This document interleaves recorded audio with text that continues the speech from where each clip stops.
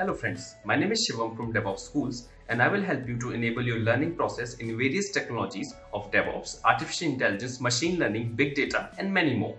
This is our initiative to help you by sharing multiple tutorials and videos. And if you want any specific tutorials on any particular topic, then please do comment in the below comment section and I will help you with it.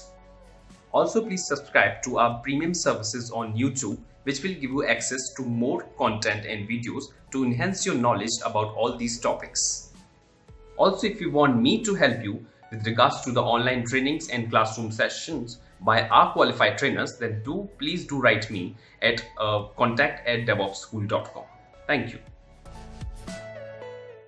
Okay, so first question is very important question is what is Docker? Okay, what is Docker? So when we think of Docker, then people say, oh yeah, it's a container based technology. Container based technology. If we go precisely what exactly the Docker is, so basically it's a container management tool. It's a container management tool. Wonderful. So I have learned what is Docker now. But the questions which I'm having right now, what is a tool? What is a tool here?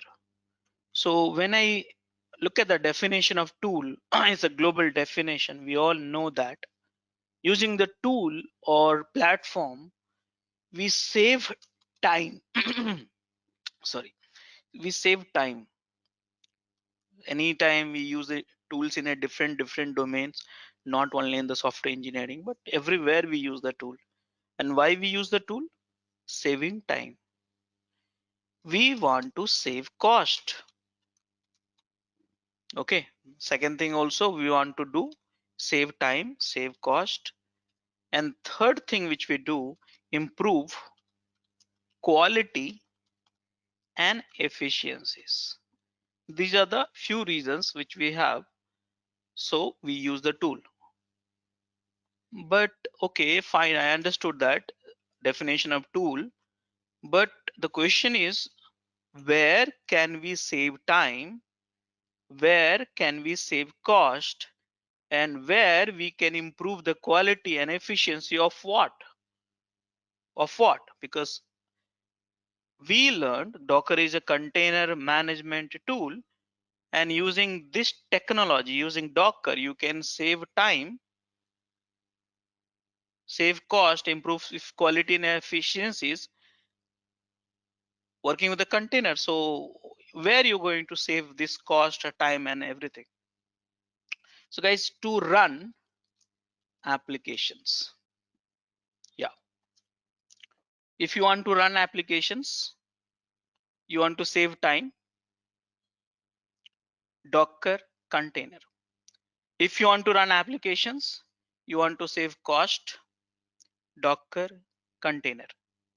If you want to improve the qualities and efficiencies to run app during app running, so Docker and container.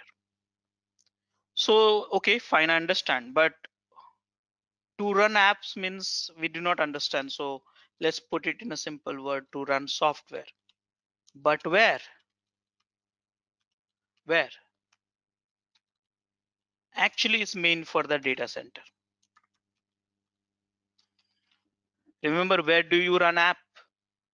Think about it. Where do you run app? WhatsApp you are using every day. Where it's running? Is it running in your laptop or mobile? No. You are using, let's say, YouTube. Is it running in your mobile? Facebook, LinkedIn, Instagram, is it running in your mobile? No. It's running somewhere in a data center, and it's not running in one machine or two machines. It's running on thousands and thousands of machines. Imagine, visualize that in your mind. You are the person who's running thousands of WhatsApp server at a data center, and you are using, and your client is using the software free of cost.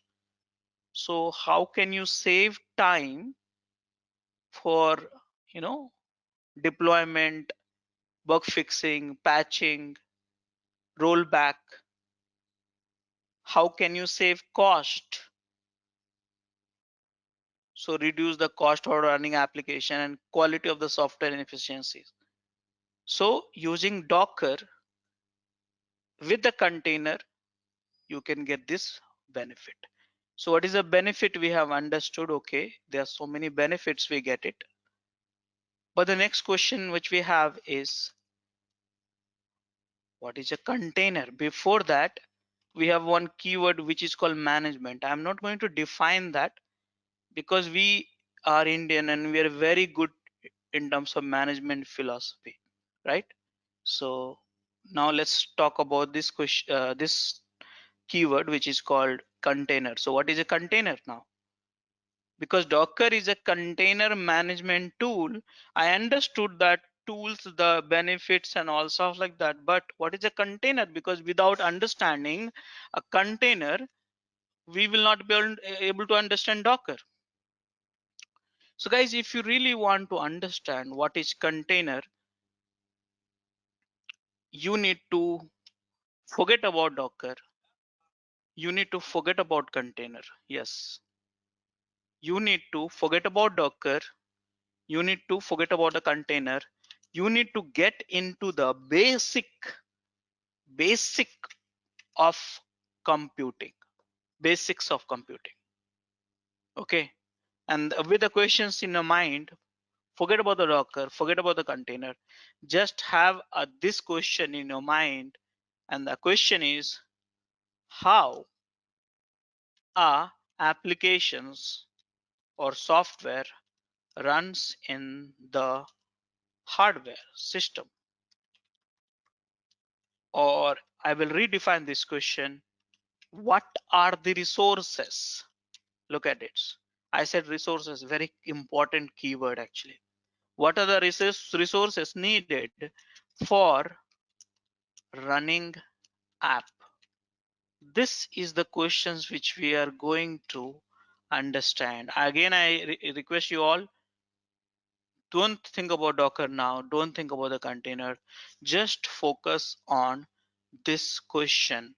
What are the resources we need for running a app?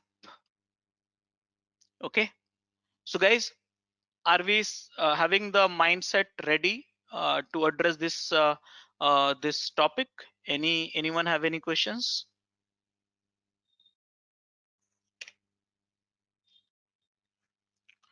Okay, so guys, here, what are the resources we need? Let's visualize that. What are the resources we need?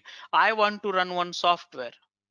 It could be anything. It could be Apache, it could be Tomcat, it could be Java, it could be Notepad also, it can be MS Paint also, it can be Jira, it can be SonarQube, it can be Artifactory, it can be anything.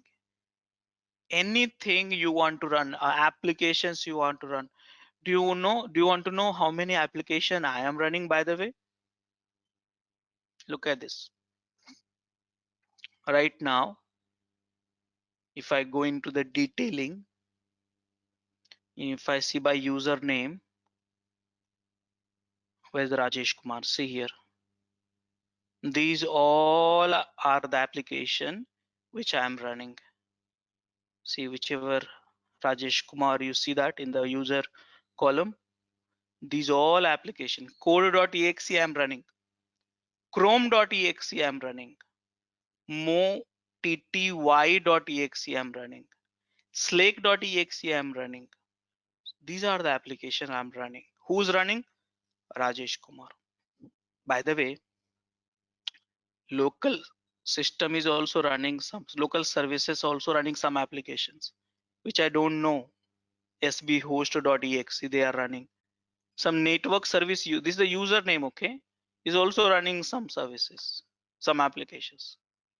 If I see system user also running some applications. So question is very simple. What are the resources we need for running applications? Okay. So very first thing I need hardware. Correct? This is the hardware. Think about it. Simple. Nothing great. I'm teaching you very simple technology. We need a hardware. Hardware means CPU, RAM, storage. In short, your laptop or desktop. We need a hardware. On top of this, what you need, you got a hardware. Let's say you got a laptop or one desktop, you got it. What are you going to do? So guys, on top of hardware, you will put what? Operating system. Correct? Operating system. I put operating system also. Let's say Windows or Linux, any operating system. Then what you need? So you need to run applications. Operating system provides some resources. Which are the resources? Let's discuss about it. So you get one of the resources which you get it, which is called mount. Okay, what is this mount? Mount in short, your file system. You get it, mount file system. What is a mount? Let me show you. This is a mount. C drive is one mount, D drive is one mount, E drive is one mount. So I got the three mount here. Okay, you got a mount. In Linux also OPT, etc, this, that and all. Under the C drive, these are the file systems. So you need this. Without that, can you install the software? No, you cannot do that. Okay, so you need a mount. And then what you need? Then you need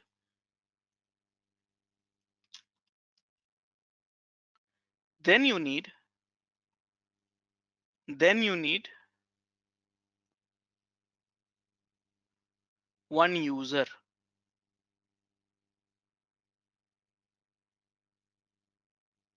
Okay, see here. Have you seen any, look at this here, this very carefully. Have you ever seen any applications running? See, these are the applications, okay? Without user. See, if you look at this table, look at this, go down.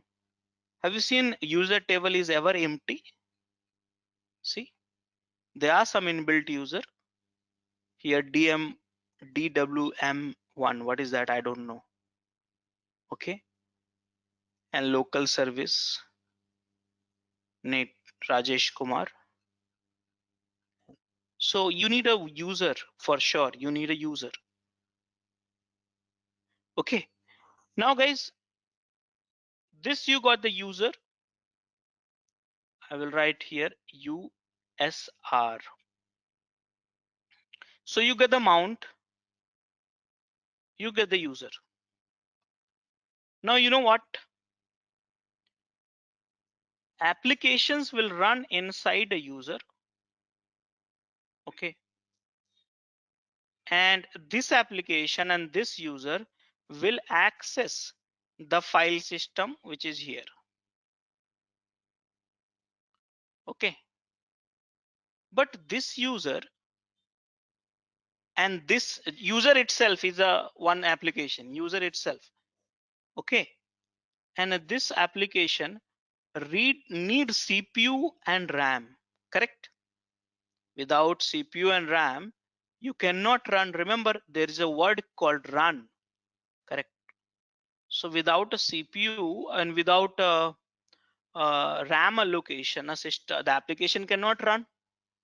So what we need? CPU and RAM. But how this application or this user itself will get a CPU and RAM? How? This application needs CPU, and this user also need a CPU and to run. So how this they will get it? So if I look at this table, and concept is same actually in Windows Linux. If I see that here very carefully, if you look at this, let me see here. Each application which you see here, let's assume the Chrome, or let's say Firefox. Here is a Firefox. This is one application, right? Now if I see that this is getting CPU this much, as of now I'm not using, so they're not using a CPU. And here if I see this much of RAM is being used. So how this allocation of CPU and RAM happened to the firefox.exe? So if I want to know how much this firefox.exe, one application using the CPU and RAM, how do you identify? So if you see that there is a one keyword which is called PID. See here very carefully, look at this, very simple to understand. Each applications you get the PID. Okay, PID, unique ID. It's always unique, starting with 0, 1, 2, 3, 4, 500, 2000, 5000. It's keep creating, keep disappearing. You get a new unique ID, always incremental to X. Okay, so always. So this 4000 060 on 4060, what is depicts? That means 4059 processes already has been created in the past, may not alive, but it has been created. May not alive all the process, but has been created before that. Okay, so here this the you need a PID. So who's creating this PID? One ID, one PID. Okay, one PID for every process. Who's creating it? Because this system will get allocated attached to this, and then they will get CPU and they'll get the RAM. So guys, are you understanding this simple concept?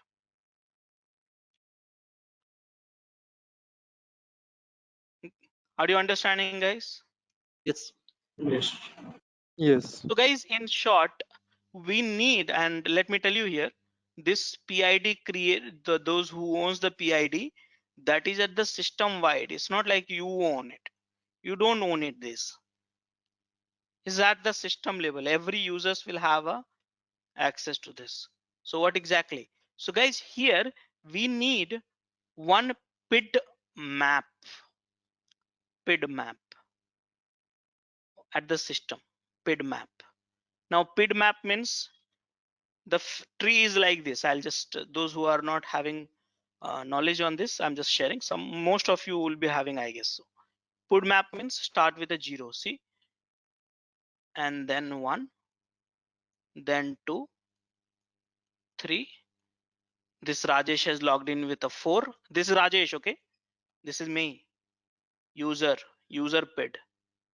Okay, and then if I run Apache, 5. If I run Tomcat, 6, like that. And if I stop the Apache, 5 is gone. Okay, so this is the PID table. This is the hierarchies. So everything come from where? Everything has come from 0. You know, we always say, right, everything has come from nothing, and that's actually true. Every processes which you see is come from the zero. So zero is a super origin for everything. So here this is the PID, one PID. Here you get the one mount. Here you get one PID. Then user also run. Application inside the user also run. Applications stored in the mounts. And users created with one firewall. Not firewall, it's a wrong terminology. It's like isolation, we call it. See here. User 2, user 3. This is called isolation. So if you are a normal user, you cannot go inside this user space. You cannot see what is he is doing. If you are a normal user, you cannot go from each other. So that's the problem. So this wall is being created. Who's creating this wall?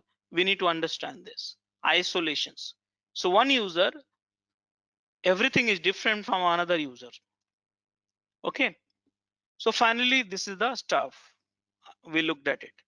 Now, so in short, the question was again back to the question. What are the resources needed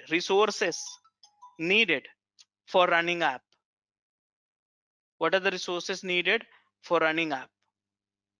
So we need hardware, we need operating system, and somehow we get a mount, PID, user, and then finally applications run inside that. Let me change the color. This application runs. So guys, did you understand so far? Yes. Now guys, this application runs, but nowadays who has a time to access the application getting into the system and all? We want to access the application from outside. Remember, I run devopsschool.com here, and when I run devopsschool.com, you do not go into the devopsschool.com server and access. You access through browser, correct? Simple logic. So we need one more thing, and that is called networking. So we need one more thing which is called networking. So system has a networking, and because of that we are able to access that machine through the browser. We put the IP address of network and then access that applications. So let's say Apache you want to access, put the IP address of your this machine, and then on the browser you will be able to access. Okay, now interesting thing I must remind you, the app networking which you did have here, that is accessible, mind it here, that is accessible by each user actually. Okay, so they access the same networking. Each user access the same networking. If you look at this user also, they access the same PID. Only one PID is there. One PID means, when I say one PID means not a PID ID. When I say one PID means this one. This is one starting with a 0, 1, 2, blah blah blah blah blah. So one PID. Look at the how many PID I have created. I'm running this laptop from last 3 days to be honest. Never stopped it. So total 34,553 process I have run so far. If you look at this, I mean run or someone else has run in my system here and there, and it keep clearing also. So that is the stuff. So here we need a PID, and one more thing here, this user is isolated. This is a user isolated. So guys, in short, if I want to give you the answer for this question, what are the resources needed for the running app? So guys, we need hardware, and then we need operating system, and then in an operating system we need one user. Here I am writing it, okay? Need, because question is very simple. App need, how many users you need? One. How many PID, you need one. See here, this application is required only one user. This PID, one PID you required. Though that PID is shared and network is shared by multiple user and mount is shared by multiple user, but my question is very specific. Resources needed for running app. So you need a one user, one PID, one MNT, and one network. Okay. So these are the requirement. Now the question is I am having in my mind this user, MNT, PID, network. From where they come from? How do we get it? How do we get it? So if I ask you, then you simply say, okay, operating system provide it.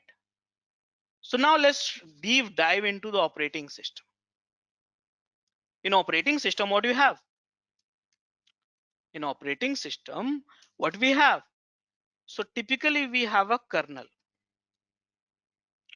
Now guys, what is kernel? I don't know. Operating system I know very well. Operating system means operating system, simple, not complicated definition. Okay, so operating system is operating system, I know, but what is a kernel? I want to know. So if I Google, I get this definition. So I get the definition. Kernel. Guys, here the kernel is a computer program. Okay. Operating system I knew, but kernel, operating system has kernel, and kernel also is also program itself. Okay, good, great. But the core of the computer, okay, and it has a complete control over everything in the system. Everything means what? Hardware. Simple. Okay, so kernel is a program itself, it's a software itself. Okay, it's a program. Yeah, I learned this right now. But guys, computer program types. What is the types of computer program? Because my question was what? How do we get user created? How do we get a PID created? How do we get a MNT created?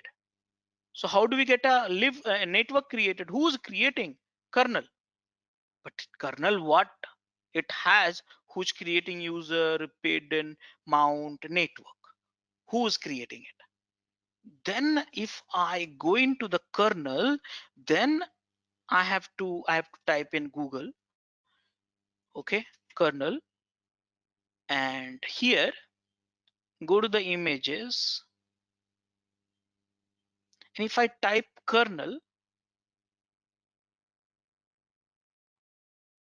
and here there is a one thing which I see in this image. Are you able to look at this image?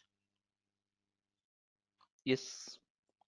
Then if I see that on top of the hardware, there is a call kernel space, which is written. What is a kernel space? And then user space, I know that. User space very well, I know that. User space means me. I am the user. Rajesh is the user. But kernel space, what is a kernel space? So guys, kernel, having a kernel, what is this? It's a program. Okay. But it is as a type. And that type, we call it a namespace. Okay. Namespace. Type of program. Like, let's say, I'll put it in this way. Type of program means, let's say, simple way I'm explaining to you. There is a software called chat. In the chat, it's a tool or software. And in the chat, you have one class, send class, receive class. Okay. Something like that. So this is a class. Now guys, this is the class is decided. This class is decided. Now you tell me how many times you will use this class? To watch our complete session, enroll for our premium membership. Click onto the join button and enroll yourself with the best suited option. Do you have any numbers of using this class? In the project OOPS concept way I'm talking about. Do you know object oriented concept? OOPS. Yes. Yeah. So how many times you can use the class?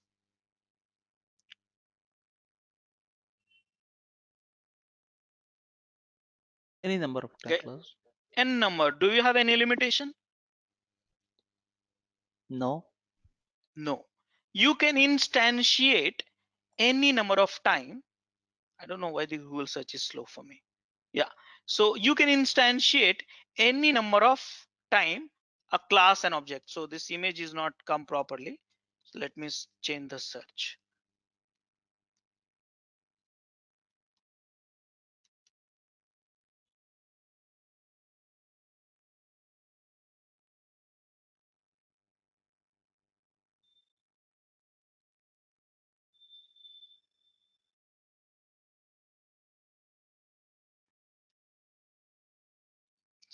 So I'm slow suddenly.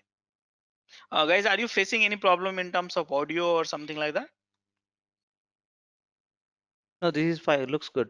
Audio is Okay. correct. Yeah. Okay. See here. This is a car. Look at this. So there's a car is a class, and then we create as many car. That is called instance. That we call it.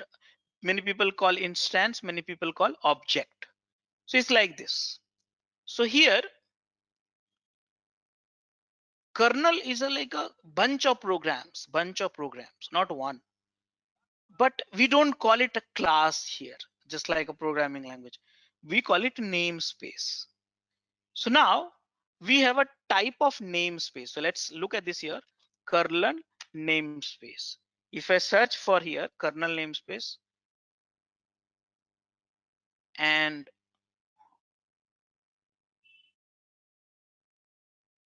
okay, see here, very good image. Look at this. I'm just learning myself only. Okay, this is a good image. Look at this. See, Linux namespaces has a type. And see that my can you see my cursor on the screen? Yes. Okay, and you see the type. One of the type is mount. Look at this. One other type is ped. There is a type called users also. There's a type called network also. This is a type called C groups. Okay, so these are the type actually. So that's what I was talking about. Okay, I understand. You need a hardware. Then you need operating system. Operating system kernel has namespace. Which are the namespace? Many namespace. But user namespace, PID namespace, MNT namespace, network namespace. Now, how many need to run applications? Only one user you needed. PID you needed one. MNT you need one. Network one. How many allowed? How many allowed means how many users you get it, you can create. How many? Multiple. How many PID operating system instantiate? Look at this here. PID you can instantiate multiple times. Okay. PID you can, this is the PID, you can instantiate multiple times, just like a class object. But how many times they allowed? Only one. Because in this image I've shown you, see here, how many PID you have? PID namespace, only one. Okay. And this is the kernel. You have a kernel here. Okay. So that's allowed by only one. How many mounts you get it? Only one. Need you also? Allowed also. Mount means C drive, D drive sort of things. Okay. How many C drive you have seen in your laptop? Only one, right? Like that. And how many network you see? You need also one, allowed also one. See, if I see here, technically speaking, can you create multiple user? Can you instantiate multiple user namespace? Yes. Is it allowed? Yes. You can create as many users you wanted. See here, I created in this image 1 user, 2 user, 3 user. Possible. Now, can I have multiple mounts? Technically, yes. Technically, yes. But is it allowed? No. Mount means C drive one, you have only one. So operating system is not allowing you to create a multiple mount. Can you have a multiple network? No. Can we have a multiple PID? No. So they are allowed only 111. Why this allow, they allowed only one? What you will do with this multiple PID, multiple MNT, multiple network? What you will do? I'll come back to this topic later, but multiple user is allowed to create, but can create.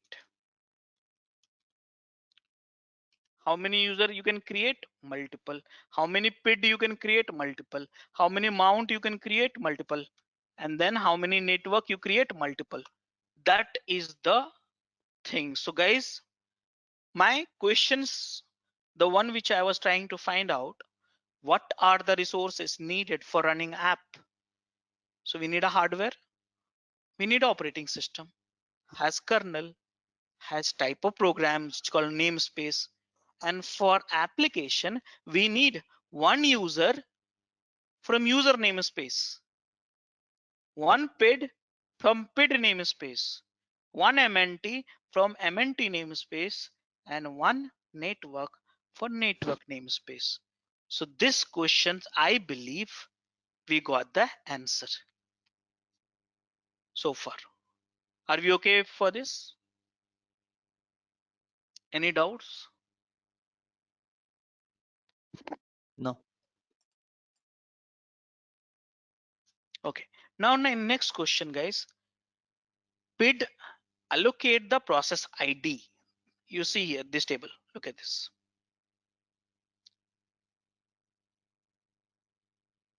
See here. PID will allocate the process ID for every process of the application you run. But CPU and RAM has to be allocated to the process through the PID. How that can be? Who's allocating that? CPU and RAM. After the creating the PID for every process, who's allocating it? So there is a one, you see C groups. Okay.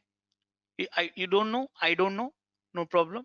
I'll just put it in a, what is C groups here. And here you see, I got to know. Okay. See here. Isolate the resources uses for the collections of processes. PID. Remember process. Which resources they are talking about? So more or less they are talking about the CPU, RAM, and stuff like that. Okay, not storage. Okay, so here C groups, we have allocates resources means CPU and RAM to process using PID. Okay, that's done. So guys, this process which you wanted to run, you got this allocation from the C groups. Here it is in the kernel. Now guys, there is one more thing which I'm having in the questions in my mind, which is here. This user which is being created at the system level, whether that is normal user or root user. If it is a root user, then he will get all the permission on the system everywhere. He can do whatever he wants. Or if it's a non-root means normal user, he can do limited things. So how can it be defined the person, the user who's being created with the root user on a non-root user? How can you define? So guys, that is decided by this guy. Do we have anything here? IPC and UTS. This image is not complete. So this image is good. Look at this. You see, I don't know whether you can see it or not. That is decided by security. And security is not security, we call it capability actually. This guy is again is a part of the kernel. Look at this is a kernel. These are the namespace, and these are the namespace capability kind of libraries. The name is called capability. Okay, and this is the C groups, which take care of the CPU and stuff like that. Okay, so this is called capability. So that that is decided, that is deciding factor for the users who's the root user and non-root user. Capability, root or non-root. So guys, at least I got a little bit of idea, and the question was very simple and very straightforward about this. What are the resources needed for running applications? So in short, I need a hardware on top of operating system. Operating system has kernel inbuilt. Kernel has namespaces. These are the namespaces we needed: user 1, PID 1, mount 1, network 1. So I can run my application inside that. Applications will get a CPU allocations from the C groups and RAM allocations, and applications, the one which is running with some specific user, whether that user is root or non-root, that is decided by capability. Now in short, everything you have in the kernel. So kernel, you have a namespace, you have a C groups, security, networking we discussed, and storage also I'll discuss in some more time. So guys, so far so good. Any questions, any doubts?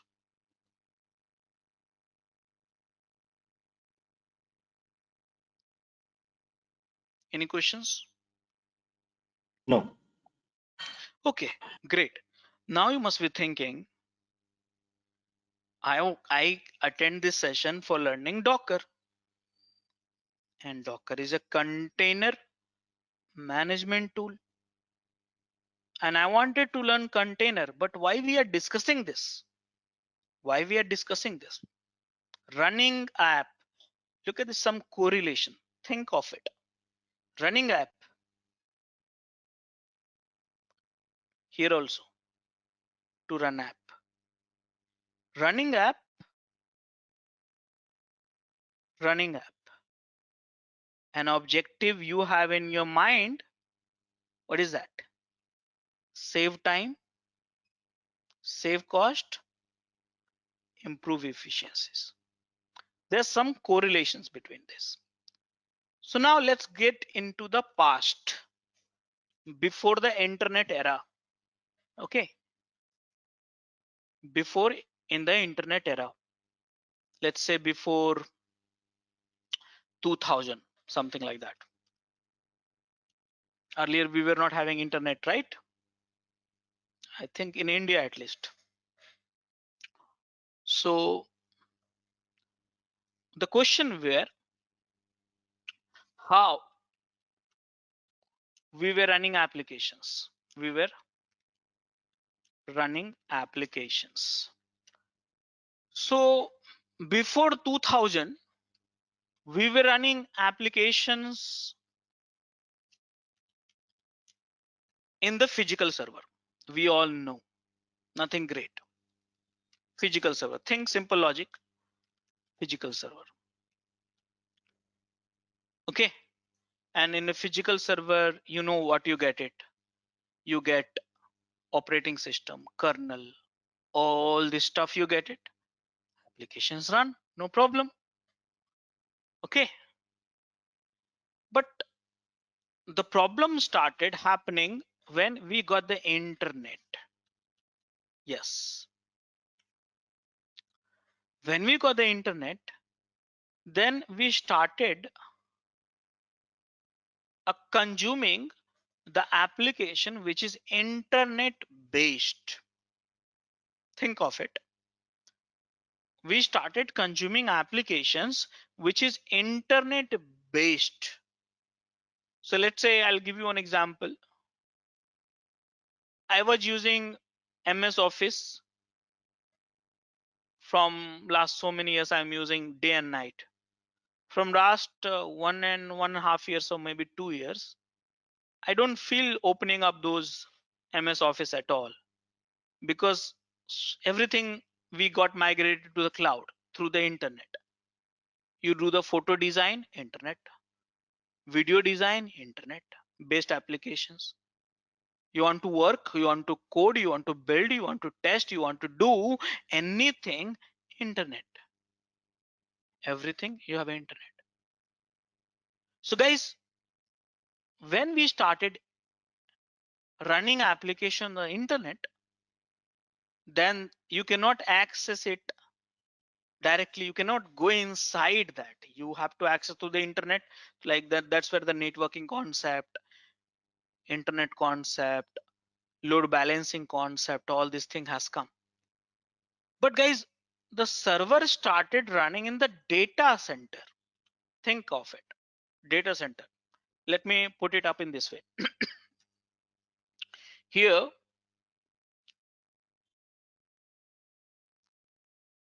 okay, here, this is the one physical server, okay, one physical server for time being, and it is having one application running. Your peak time requirement is 16 GB. When you have a non-peak hours, your utilization is, let's say, 4 GB. So you tell me, you will buy the resources of 16 GB or 4 GB? Tell me. Would you buy resources for 16 GB or 4 GB?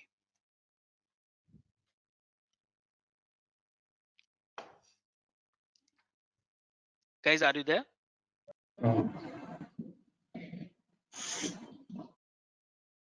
You will go for 4 GB. Then how you will address this requirement 16 GB?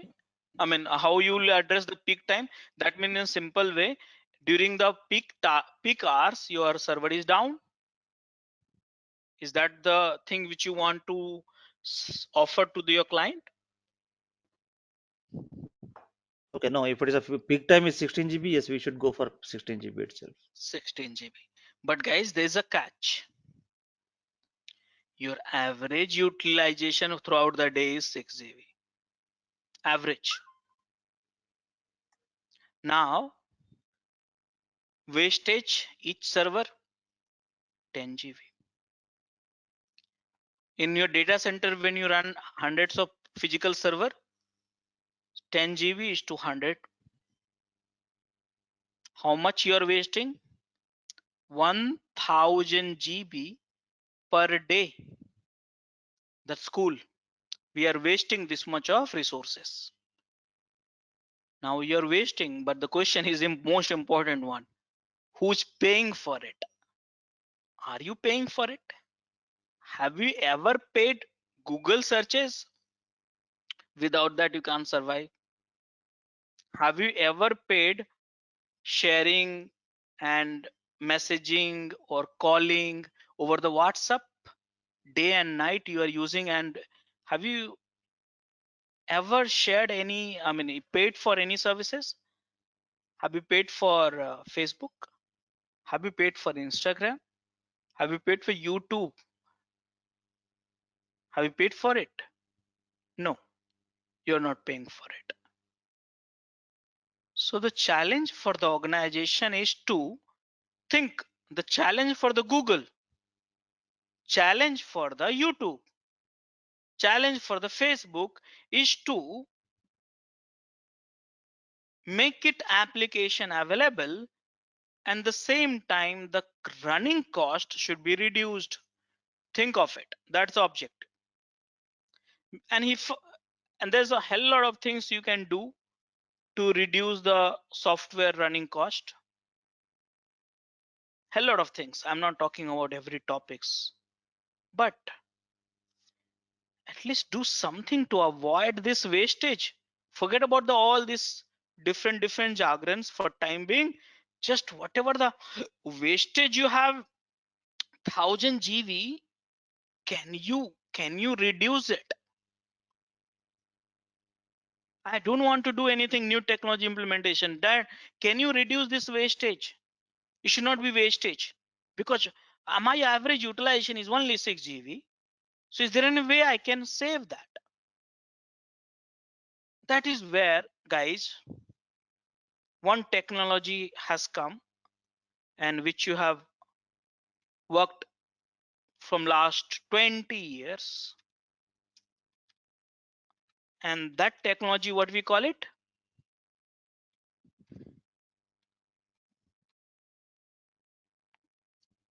Virtualization. And I don't have to teach you what is a virtualizations and stuff like that. Okay, because this is a pretty old technology. We are using virtualization in some sort of it. Are you using VMware? Virtualization. Are you using VirtualBox? Virtualization. Are you using vSphere? Virtualization. Are you using AWS EC2 instance? Virtualization.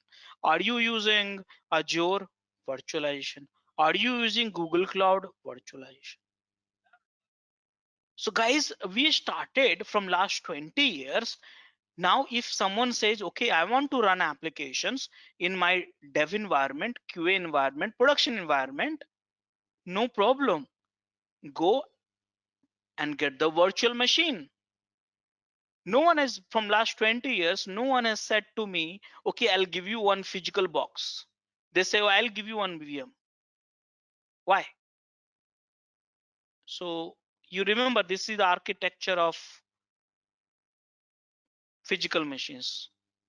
Now let's create architecture of virtual machines. In the virtual machines, look at it very carefully, okay?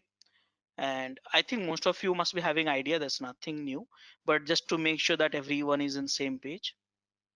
This is a hardware, okay?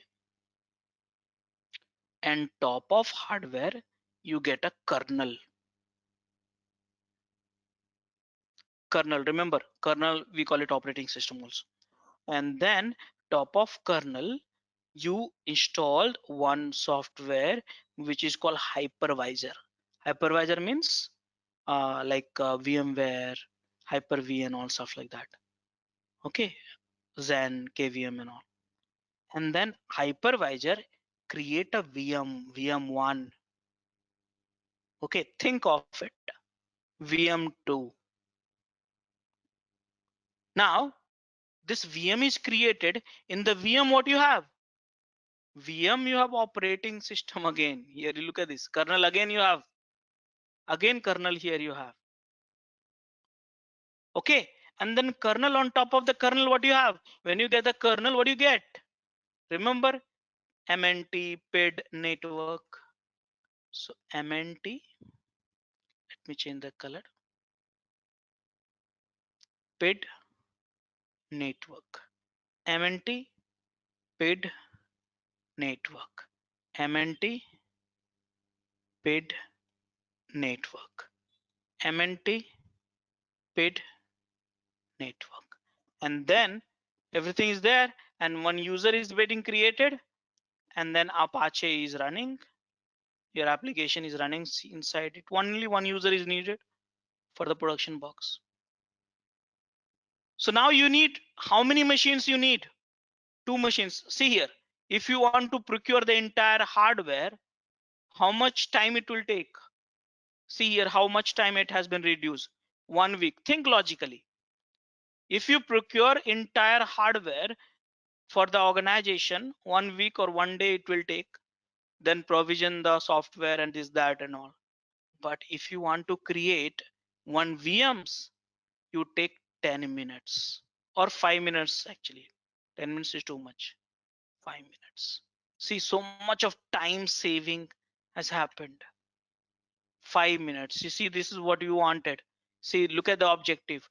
Save time for what? Running application. From where to where? 1 week. To what? Now 5 minutes. So now you must be wondering, you need whatever the resources, you create those many resources. Now these machines, both these machines belong to the production. This is for the production. Now you have a more hardware remaining at that time. No problem. You can use for the development. You can use for the QA. You can use for the other team, other resources, other services, other project, other department. Okay. Now think in simple way. If you run production on the physical server, can you share the access of this physical server during the non-peak hours to the development team or some other team? No, you know that. No one will share the production access. But here, whatever you have a hardware requirement, software, computer requirement, you create that many number of machines, and rest of the machines you can give it to someone else. So here wastage can be reduced. So what is happening here? At a peak hours, you need a more machine, create a more. In the non-peak hours, you don't need a machines, reduce the machines, creating a time is so less now, and then give those infrastructure to some other team, plan in this way. So what has happened? What has happened because of this, guys? Your wastage, which you were wasting earlier, 100 GB got reduced to 150 GB. Are you understanding all these points, guys? Are you understanding it?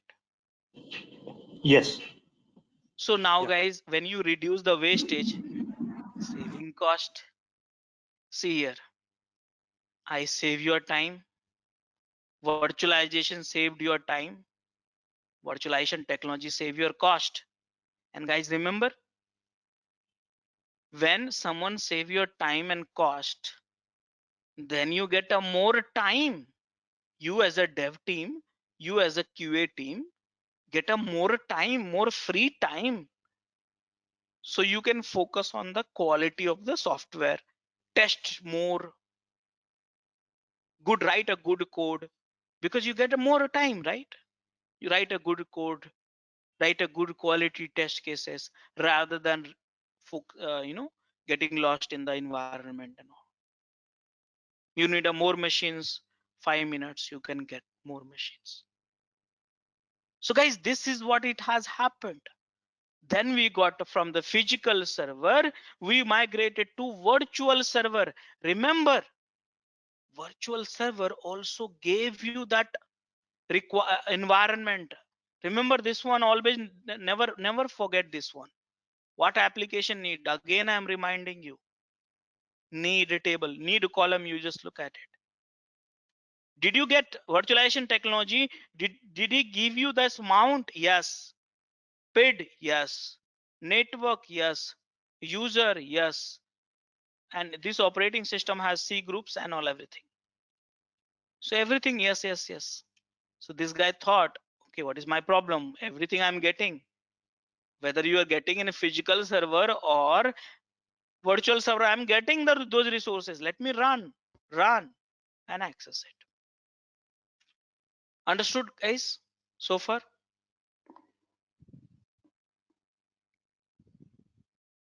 Yeah. But guys, the problem is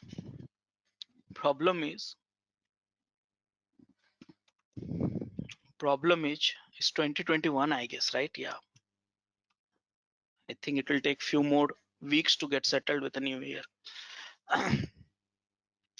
So the problem is, this is not helping us. Virtualization is not helping us. Why? Look at this. To watch our complete session, enroll for our premium membership. Click onto the join button and enroll yourself with the best suited option. I think if I'm not wrong, the Gmail offered you the storage very first time with 250 MB, if I'm not wrong. When Gmail was introduced, it offered you the storage 250 MB. MB, remember MB. Now, anyone have idea how much you are getting storage free of cost? 15 GB. 15 GB. 15 GB free of cost.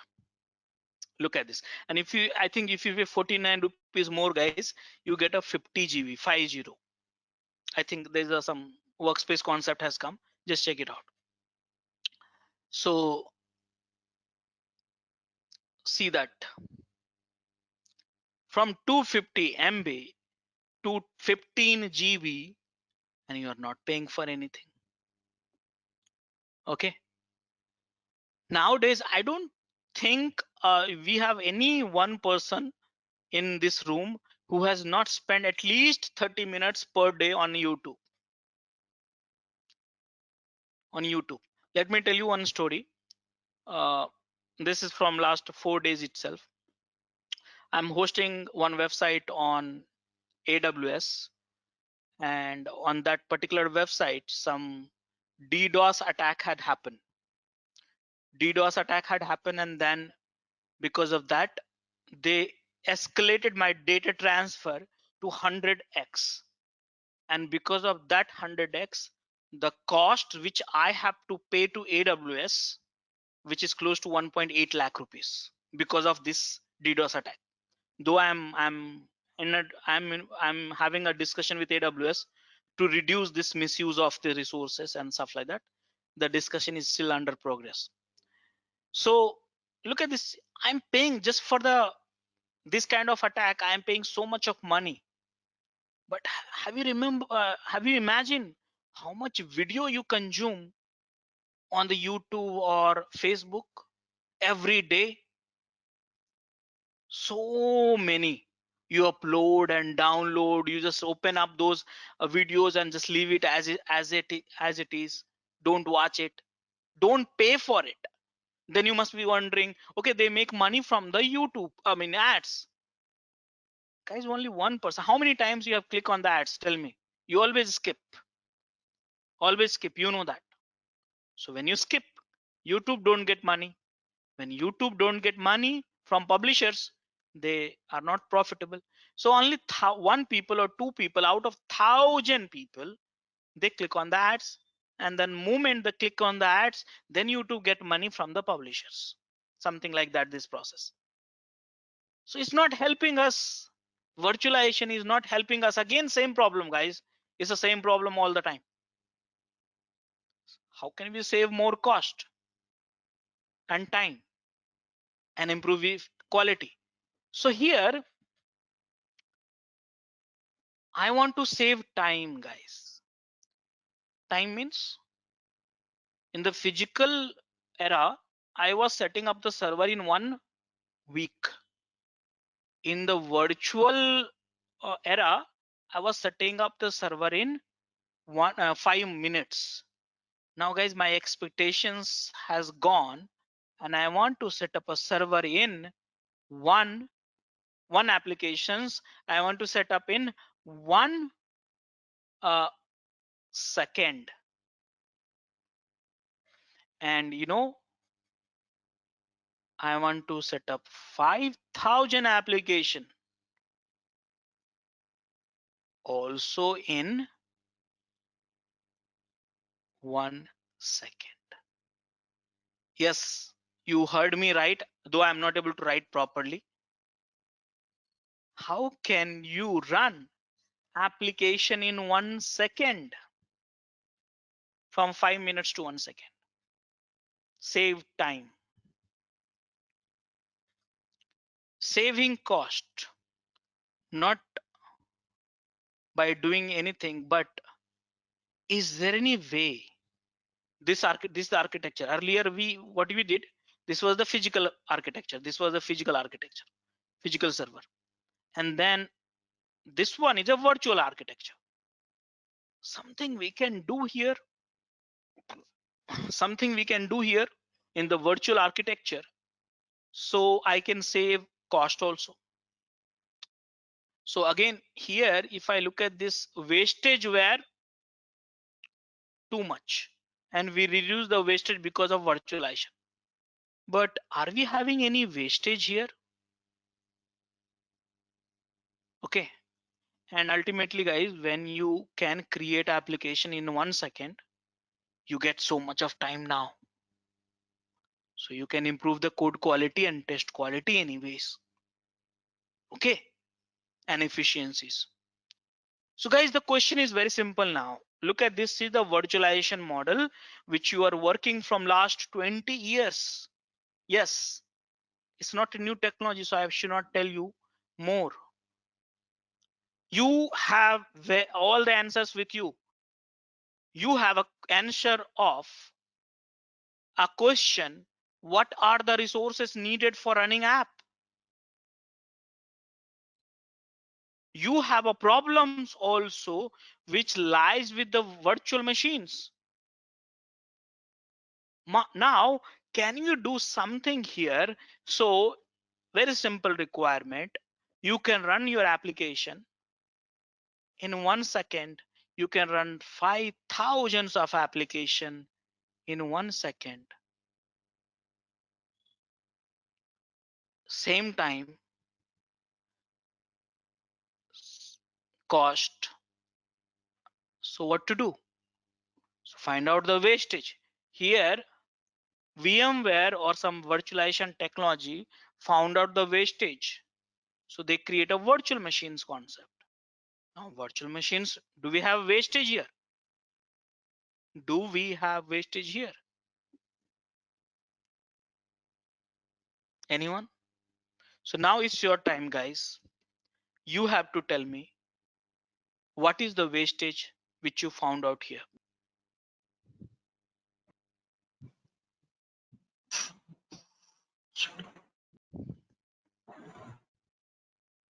Because this technology, virtualization technology, is not helping us. We need something better. So you suggest me what should be the things here. Anyone? In virtualization, we are, I think, replicating the operating system. Like each VM has its own operating system. It requires a lot of storage also to run the VMs. And dedicated space is Right. given to each of them. Yeah. Yeah. So you are correct. Guys, if I look at this virtualization architecture very carefully, see, this application needs these resources. Think simple. These resources come from here or here. Okay. Now, if I see here, you create 10, think simple here. You created 10 VM, you have to create 10 operating system. You have to install the 10 operating system. Let me remind you, operating system also consumes CPU, RAM, and storage, and a licensing cost.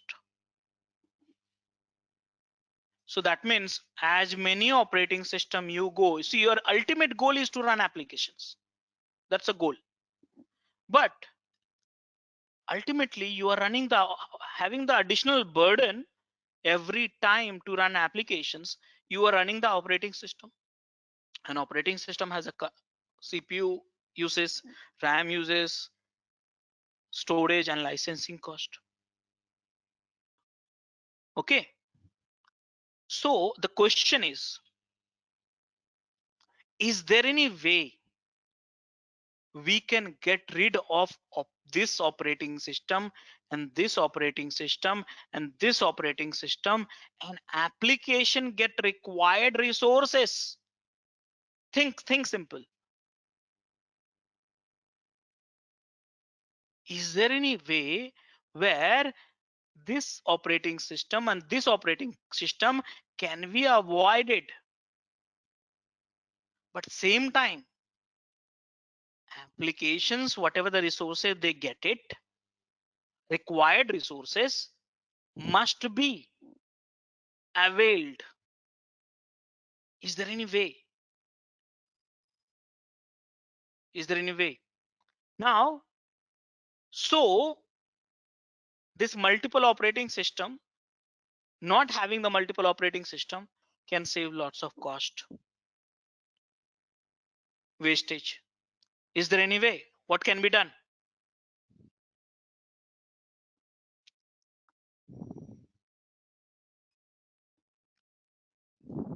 Guys,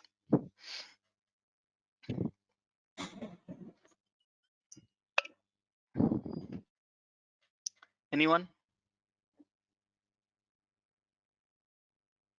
What can be done? Anyone? I think we have few person. Please express your learnings, because you guys are from DevOps, and one of the most important principles of DevOps is sharing. So the more you share your knowledge with each other, we will grow faster and we can keep correcting ourselves also.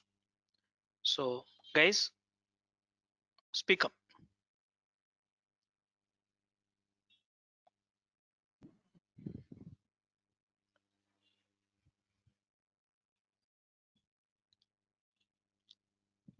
Am I audible? Yes, Rajesh, can you just repeat your questions? Yeah, my question is, this is a virtualization technology, okay, and we cannot afford a virtualization technology in 2021. This is the architecture of virtualization. Is there any something we can do to avoid the multiple operating system so we can save CPU, RAM, storage, and licensing cost? But same time, application must run. Application need all these resources to run. They should run. So is there any way we can do something about it? Now guys, you have to tell me.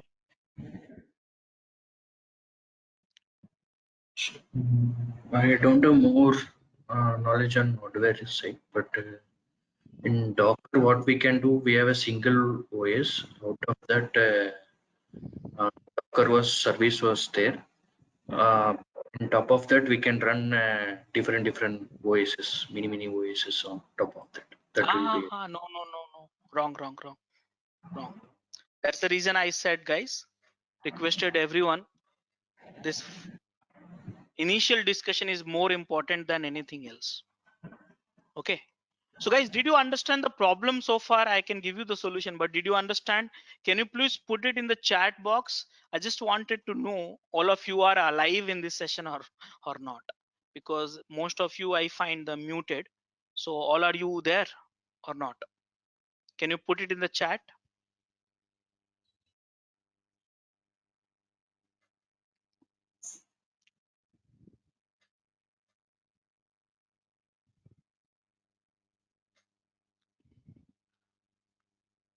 Okay, great. Thank you. So now guys, this is the final moments which I'm going to tell you. What is a container? Look at this. I want simple problem. I want to get rid of multiple operating system. Same time, I want to run application. Application can run only if the required resources are available. So these resources come from where? I think you forgot this table. These resources come from the namespace. Namespace you have in kernel. Kernel, which is a part of operating system. So guys, is it possible here also you have a kernel? Remember, think, here also you have kernel. Think, is it possible to avoid the multiple operating system? Let's redraw the architecture. So guys, I'm redrawing the architecture once again. Please focus on it. So here, this is a hardware. On top of that, your kernel or operating system, whatever you call it. Then operating system, what you get? Remember this first image. Operating system, you get a PID, mount, and network. So here you got the one PID, you got the one mount, and you get one network. Okay, so here this is a network, this is a PID, this is a mount.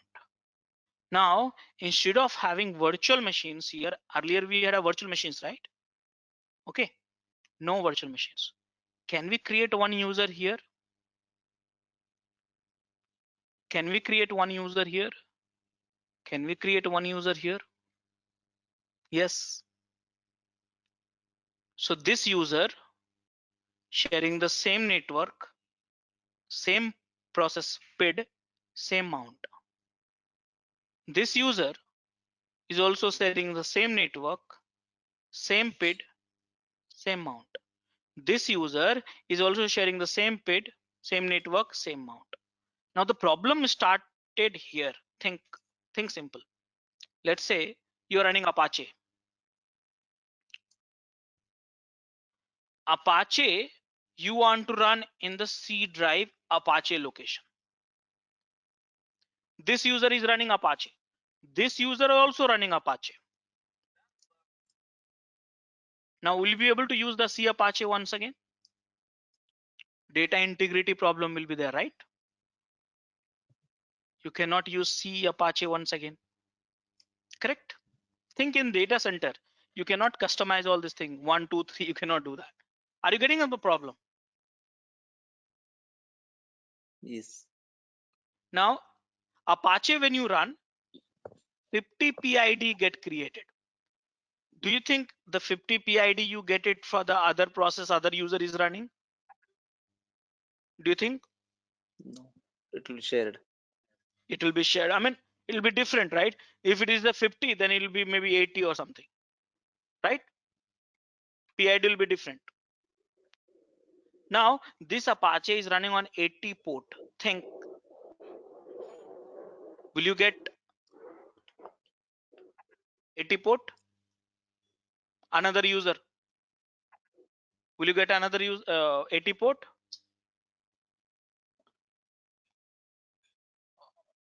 No. I think yes. Think. We can map that port 80 into something else, some other port for this user. No. I'm saying very simple scenario. Sir, you and me is logged into one machine. One machine, it can be physical machine or virtual machine. I don't care. I will run Apache on 80 port. Question is simple. Will you able to run your own Apache on 80 port? No. No. No. Simple. No. See here. This is one operating system. You can use one port only once. Why? The reason is very simple. One network. This Apache, this 50 PID, no one else can use it. Why? One PID. C Apache, only one person can write it. One applications. Why? One mount. Think simple. One network, one PID, one mount. So you cannot share these resources. I repeat, you cannot share these resources with other user. So other user will not be able to run on 80, will not be having the PID 50, will not be having C Apache. Now you do one thing. Can you run 81 port, 51 PID and C Apache 1, 82 port, 52 PID, C Apache 2? Is it possible? Possible. But there is a problem, guys. Problem. Do you know how load balancer works?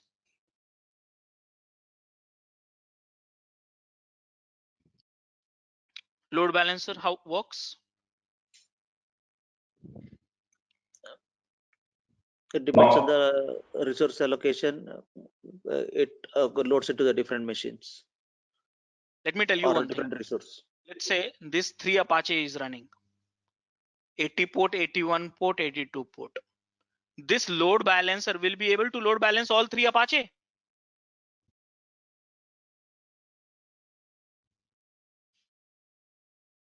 Tell No, me why?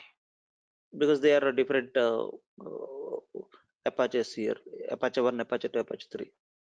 There's a different port, right? Yes. Load balancer works on the same port, correct? It should be 80 or 81 or 82, all three. So guys, at any time you will be able to load balance only one Apache, not 3 Apache. And user will connect to the load balancer. So I will be able to reach, think simple. I will connect to the load balancer. Load balancer, either it will go to 80 or 81, 82. So rest two resources got waste. So guys, this is also not a solution. See here how we are migrating. This is a physical server model. This is a wastage we found out in physical server. We got a virtualization. Virtualization is everything we understood. Wastage got reduced, but it's not helping us. So then we say, okay, virtualization, there is a problem. Operating system getting repeated too many times. So what I did, I removed it. I removed all operating system. I directly running 3 users, 3 Apache. But I cannot use it for the production because load balancer cannot load balance here. So now the final movement. Guys, what should be done? I think we need to share namespace instead of this. Look at this table. This will answer you. Now you have to think because you got the answer. I know that if you have focus on the discussion, but you have to come up with the solutions, not me. What should be done? Look at this image. Look at this statistics. Look and see can create. Can.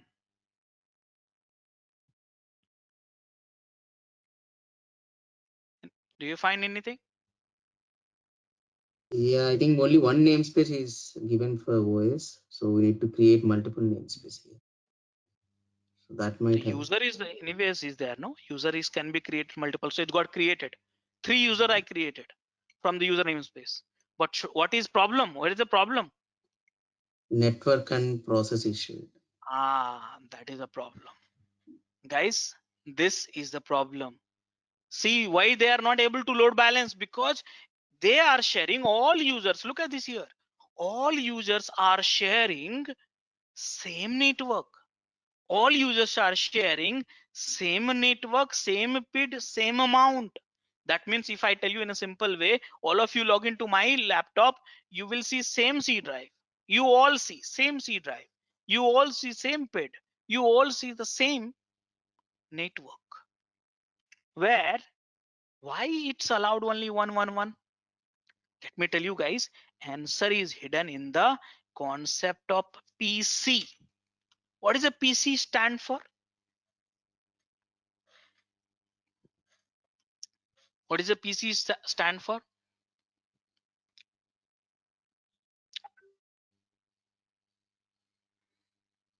Guys,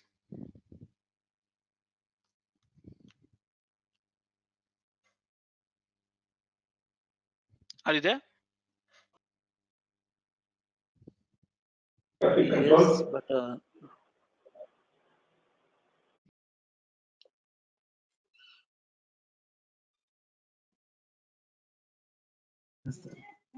Personal This is computer. done.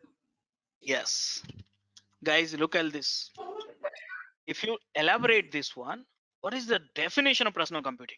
Personal computing means your personal device, personal compute device. Okay. Remember, when the PC was designed in 1950 or 60s, if I'm not wrong, okay, that was not a design for running the data center. Understand that. At that time, the PC concept was not designed for running data center. At that time, internet were not there. The PC concept has come. The idea behind this is every individual must be having one compute device, so he can do all these computations and stuff like that. That was the idea. He can run applications inside the compute device. But why? So they gave you the one PID. They thought, what you will do with the multiple PID? They give you only one mount. One mount means one C drive, D drive, one C drive, something like that. What you will do with the multiple C drive? You get confused. It's a new technology. They give you the only one network initialization. What you will do with the multiple? Don't need it. But they allowed you to create a multiple user. Why? Because your brothers, sisters, family, colleagues will work, some with a root, some with a non-root, can work with that. So they allowed multiple, but PID, MNT and network only 111. But the capability in the kernel was you can create a multiple user, multiple PID, multiple MNT, multiple network. But PC guys said, PC companies said, that operating system companies like Microsoft and Linux said, no. Remember, I developed, think simple. Microsoft said, or Linux said, I developed operating system for PC purpose, personal computing, not for running a data center. You are using that personal computing for running a data center, that's okay. But we have not intended, we have not designed for the data center. So what do we do in this case? What do we do in this case? Operating system, what do we do in this case? So can we do one thing? We ask Microsoft, can you please allow to create a PID multiple, MNT multiple and network multiple? So what will happen if the PID will be allowed the multiple to create? So what will happen? This user, the one which you are having, okay, look at it very carefully. This user, the one which you are having, he will have one own PID.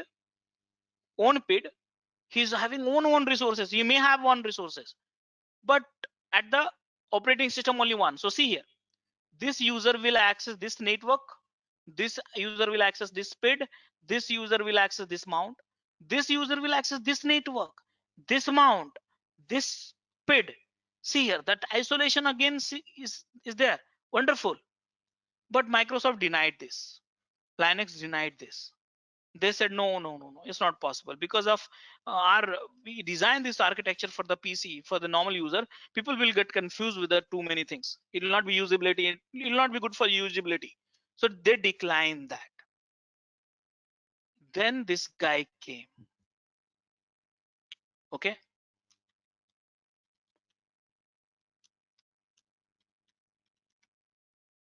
and then this guy came.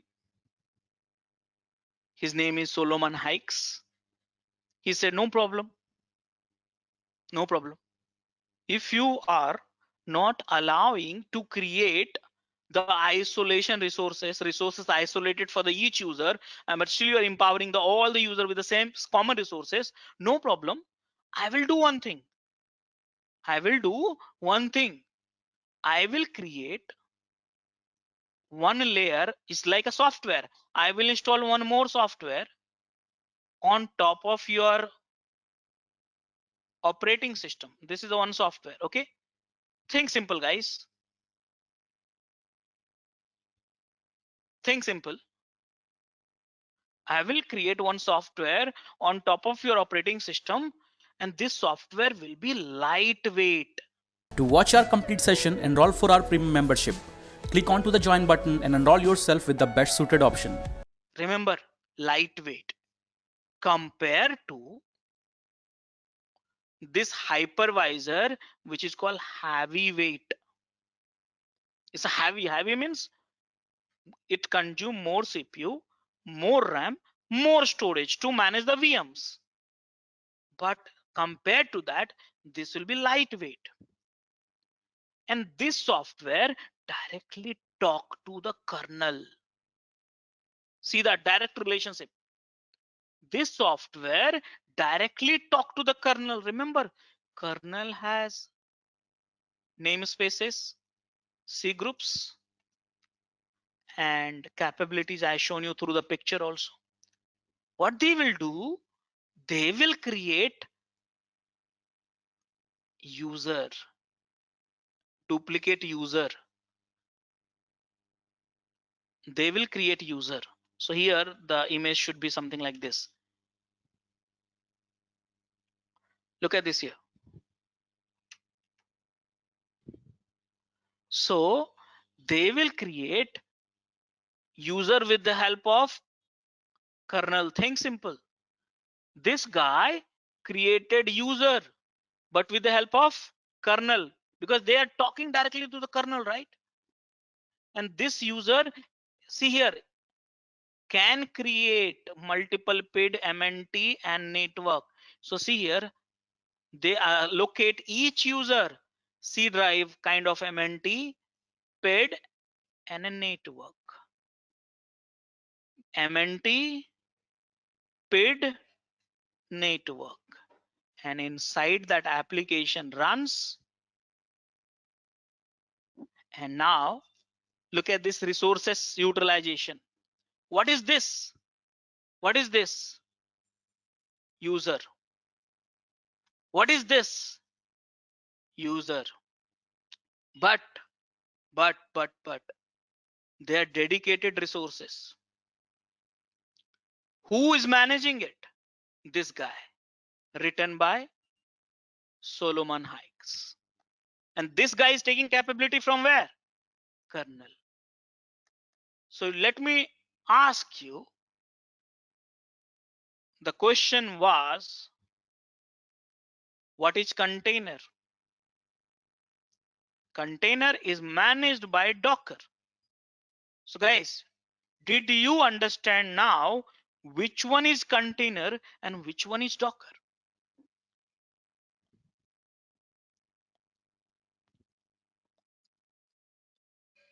Yeah, yes. Which one is container, guys?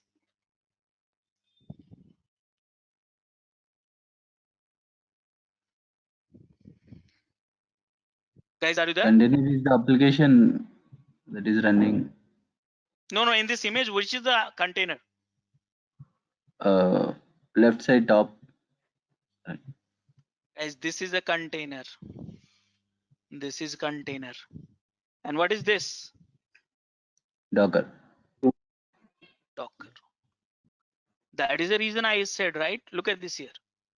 Docker manages container. And container is not having, think simple. Container is not having operating system. You have your own PID network and MNTs, and this application is running. So guys, technically speaking, I am also container. Think simple. I am also container. You are also container. You are also container. Everyone is a container itself. But you know, we all containers, we are all containers, but we are not privileged one. We are unfortunate. Why?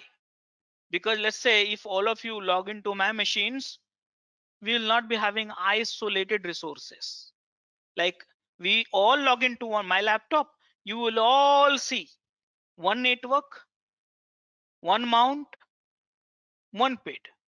But this users, whichever is being created by Docker with the help of kernel, they have their own resources allocated. That means each user will have their own C drive. Each user will have their own PID table starting with a 0. Yes, so many starting with a 0 inside it. And each user will have their own network. That means different IP address. So this user will have a different IP address. This user will having different IP address. So at the application, you can run 80 port. Here you can run an 80 port. Think simple. Now here you can run application on 80 port. You can run on the PID 50 and you can run in the C Apache. Here also you can do that 80 port, 50 PID, C Apache. Why? Because this container got their own resources because of that. And this is a container. So guys, what is Docker and what is a container? Did you understand this? How many of you have understood that? Can you please put it in the chat window?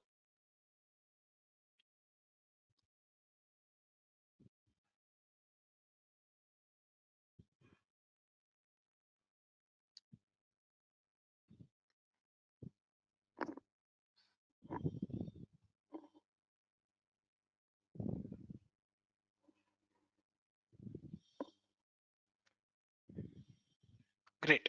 So guys, one more thing, last thing. Many people say container has their own operating system. This statement itself is 100% wrong, not even 99.99%. Remember, how can a container, this is the container in front of you. This is the one container. Did you find any operating system here? If this is the container, did you find any operating system here? No, operating system is here. Only one operating system. So never ever say container contains the different operating system. You run inside operating system. It's a completely 100% wrong statement. So then some of you must be thinking, how can it be possible?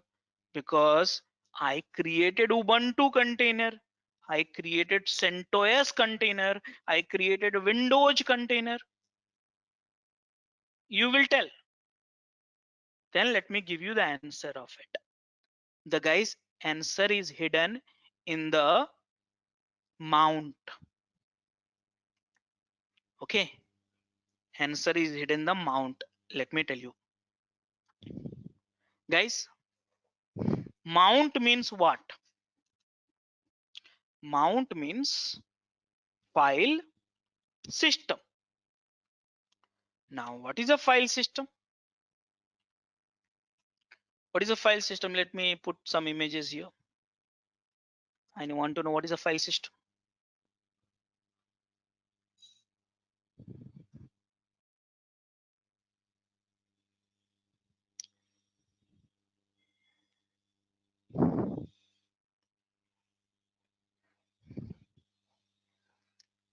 See here. So many images. By looking at this, you can find out. Guys, file system means simple. Collections of files and plus directory for specific purpose. There should be some purpose for it. Okay, specific purpose. This is called file system. So here there is a type, guys. Types of file system. It's very important topic, guys. If you understand it, then I would say many things you will nail it down yourself. If you ignore it, then you will have a questions in your mind all the time working with the container technologies. Okay, understand that. So types of file system. So guys, there are types of file system which is called a boot file system. I'll just copy paste. Root file system, user file system, application file system. Now, what is a boot file system? What is a boot?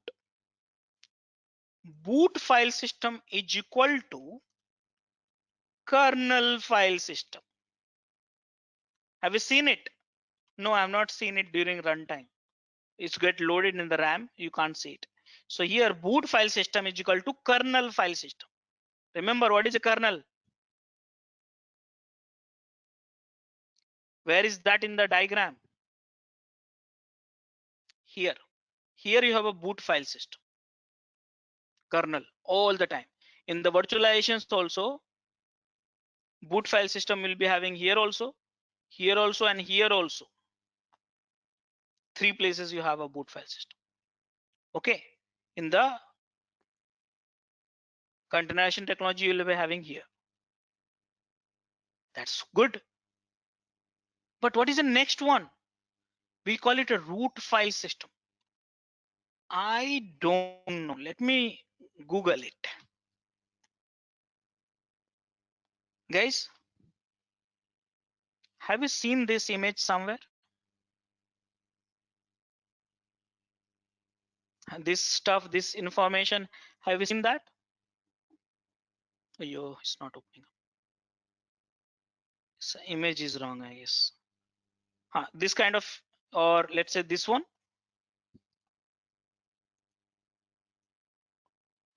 Have you seen this one somewhere? Yes, Yeah. it is Unix file system. Yeah, this is the good one. Yeah. Okay, it's again small one. But yeah, you got this thing. Or have you seen this? C drive. Have you seen this? Windows. Have you seen this? Program files and files here. So guys, the one which you can see is a root file system. Okay, root file system. Root file system, we have a flavor. Okay, like a car, right? Tata car, and what else? Maruti and all, right? Like this car is car, okay, but they have a different brand. So same way, root file system has a flavor. What kind of flavor? This flavor we call it Ubuntu. This flavor we call it RHEL. We call it CentOS. SUSE, and more than 50 variants are there. So guys, remember one thing. Only two kernel in the whole planet exist. Windows kernel, Linux kernel. Windows kernel empower every Windows variant which you have experienced with. Linux kernel empower all these variants which you have heard about it. So the one which you see after login, actually you see root file system, not a boot file system. Okay, root file system. And user file system, have you seen it? Let me show you, because I'm losing a little bit of energy. So I'll show you, then you'll get it. This is Rajesh Kumar. This is my user file system. Anything you see here. If I log in, if Rajesh Kumar will log in, he will see this. He will see this desktop. It's Rajesh Kumar user file system. And then application file system. You want to see your application? Let's say you have an application like Apache or Tomcat. So typically, I install all my application in the tools location, but default location is this one, program files and all stuff like that. So tools, you want to know file system of Apache JMeter. So this is the file system. Files and directory. Remember, I said file system means collections of files and directory for a specific purpose. The purpose, it can be boot. The purpose, it can be root. The purpose, it can be user and the purpose it can be app. So this is a file system. So now you must be wondering why I'm giving you this jargon. Guys, remember, most important thing here is OS contains boot plus root plus user plus app. Okay, boot, root, user, app, file system. Let me show you here. Boot here, root here, mount. This is the mount root I was talking about. Mount root here. Again, I repeat, mount, you create one root, you get it, and user you see here, and then application inside that. Are you able to understand it or not, guys? This is the boot, this is the root, this is the user, and this is the applications. So one operating system contain all this kind of it. But you know what? Container contains what? See here, look at this image carefully, guys. See here, this container, the one which is here, they have a mount. This mount means what? Root. Which root? A flavor. Remember, this is a flavor of file system. Ubuntu flavor. It's not a kernel. Remember, don't call it container as our kernel is here. Operating system is here. This is just a user mounted with a different file system. Let me tell you in a simple way, this user can be Ubuntu user. This user can be CentOS user. Why? Because this user got the mounts of Ubuntu root file system. And this user got a mount. Remember, each has a mount. Get a CentOS root file system. So each container, you have only root, user, and applications. This week, all these things come from the Docker image. Okay, this is, we call it Docker image. You know, all this come from OS image. That means you must have created a virtual machines, right? So that is image, right? So image contain everything, but in a Docker image, it contains only root, user, app. So guys, now did you understand that first? What is a container contains? Would you say that container is operating system? Would you say that? No. Yeah. So everyone got it, guys? Please tell me in the chat window.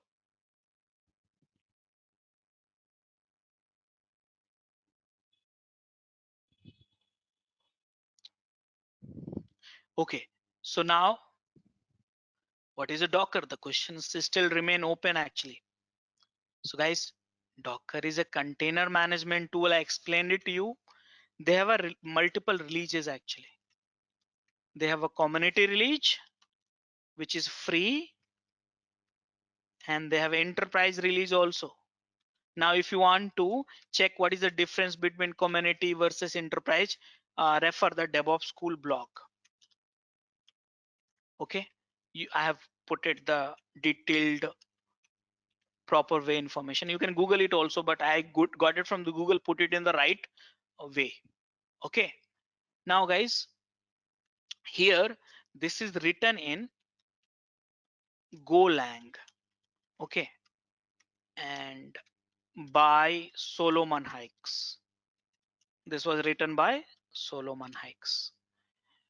And now I think is the first introduction. It has happened in 2014, I guess, if I'm wrong. This is a *6 and I'll give it. First release has happened. Current release, when I say version, I think it's a 20x if I'm wrong, because every month it changes. 20x, so I'll have to check one more time. 19 or 20, I guess. Okay, so this is the Docker. The one which I'm teaching you as part of this session is community version. Okay, and so guys, I have completed my topics in order to understand what is Docker. So what is Docker? It's a tool, it's a platform for managing container.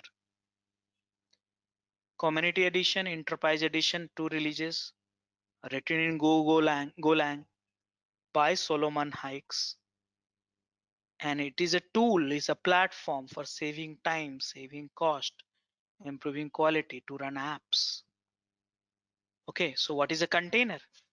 Container is a fully independent runtime application environment.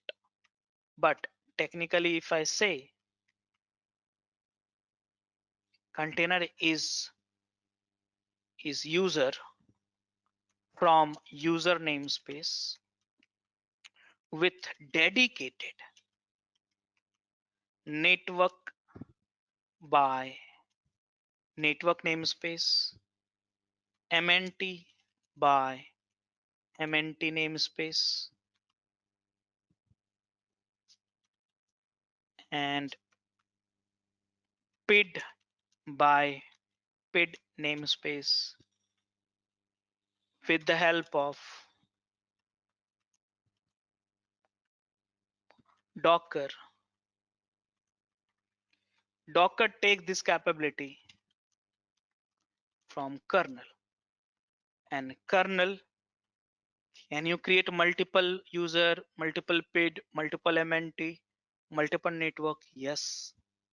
C groups assign the each user allocated CPU and RAM, and each current container can be a type of root or non-root decided by capabilities. And we understand that. So now today we are running. So if someone asks you, hey, I want to run applications, what? You want to run Ubuntu? Container. You want to run CentOS? Container. You want to run RHEL? Container. Or Ubuntu with Java? Container. CentOS with Java? Container. Or Ubuntu with Java plus Tomcat plus my application in container. Everything you have a container, and this container come from Docker image, the file system, and dynamically what they do, they assign those, they create this network, MNT and PID and user, and powered by Docker, which is installed as a one tool at the host machine and directly talking to the operating system kernel. So guys, I think I did my best to explain you what is Docker and what is a container. There's one question from Abhijit. Please explain once, if you have a container running with a separate root file system, where is the files actually get mounted on the host OS? It will be in the system. So during that, if I show you the demo, and at that time, please remind me if I missed that question. That will be easy. It is on the host machine only. Everything is on the host machine only, nothing else. So every user will be mounted at the host machine only. Any other questions, guys?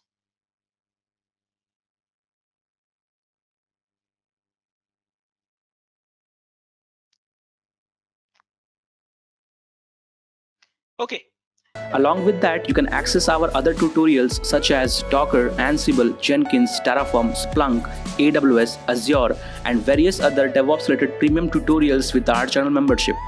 If you would have any issues with our channel membership, you can drop an email to us at contact@devopsschool.com, or you can also unsubscribe from channel membership anytime if you don't want to continue or did not like the video.